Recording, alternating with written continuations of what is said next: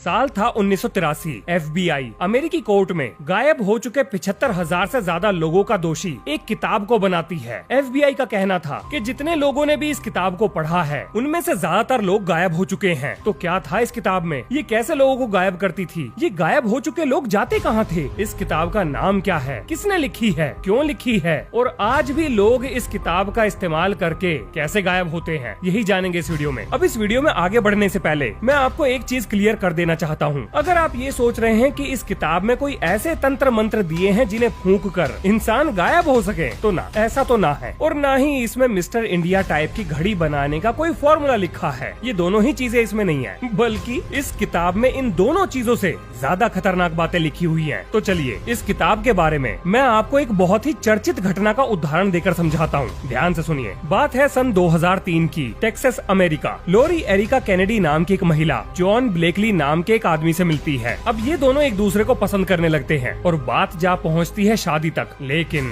लोरी शादी करने से पहले एक शर्त रखती है, और वो शर्त ये थी कि वो बिल्कुल चुपचाप शादी करेंगे, किसी को नहीं बुलाएंगे, और यहाँ तक कि पेपर में यानी अखबार में शादी का इश्तेहार तक नहीं देंगे। हाँ जी, ये अमेरिकन कल्चर का हिस्सा है कि वो शादी का इश्तेहार अखबारों में छपवाते हैं। लेकिन लोरी ऐसा कर क्यों रही थी? इसके पीछे क्या कारण था? जब ब्लेक ने ये जानने की कोशिश करी तो लोरी ने कुछ भी बताने से मना कर दिया और ये कहा, अगर मेरे से शादी करनी है तो आपको ये बात माननी ही पड़ेगी, बिना कोई भी सवाल जवाब किए। अब ब्लेक को ये सारी चीजें अजीब तो लग रही थी, लेकिन वो फिर भी लोरी से शादी करने के लिए राजी हो जाता है। अब लोरी ऐसा क्यों कर रही थी, इसका जवाब हमें वीडियो में आगे मिल जाएगा। दोनों की शादी हो जाती है। 2008 में उन्हें एक बेटी भी हो जाती है। लेकिन बेटी होने के बाद लोरी का व्यवहार एकदम से बदलने लगता है। वो चिड़चिड़ी हो गई थी, बात बात पर झगड़ा करती थी, अपनी बेटी को किसी को छूने भी नहीं देती थी। यहाँ तक कि जब ब्लेक के माता पिता अपनी पोती से मिलने आते थे तो छूना तो दूर की बात है, लोरी उन्हें अपनी बेटी को देखने भी नहीं देती थी। ब्लेक और लोरी के बीच में झगड़े बढ़ने लगे और तंग आकर एक दिन ब्लेक ने पूछा कि आज तुम मुझे सब कुछ सच सच बता दो कि आखिर तुम्हारी जिंदगी में ऐसा क्या है जिसे तुम सबसे छुपा रही हो। तब लोरी बताती है कि उसका बचपन अच्छा नहीं रहा है, उसके माँ बाप एक्सीडेंट में मारे जा चुके हैं, उसके कोई भाई बहन नहीं है, उसका इस दुनिया में कोई भी नहीं है, ना कोई रिश्तेदार और ना ही कोई परिवार। अब ये सारी चीज ब्लेक को बहुत अजीब लगती है। ऐसा कैसे हो सकता है कि किसी इंसान का कोई भी परिचित हो ही ना। इसके बाद सन 2010 में ब्लेक तंग आकर डिवोर्स फाइल कर देता है और डिवोर्स के बाद लोरी को अपनी बेटी की पूरी कस्टडी मिल जाती है, यानी बेटी उसी के पास रहेगी। तलाक के बाद लोरी की मानसिक स्थिति और खराब हो जाती है। वो ब्लेक के परिवार को इसका दोषी मानते हुए उन्हें धमकी भरे फोन कॉल और ईमेल भेजना शुरू कर देती है। वो उनका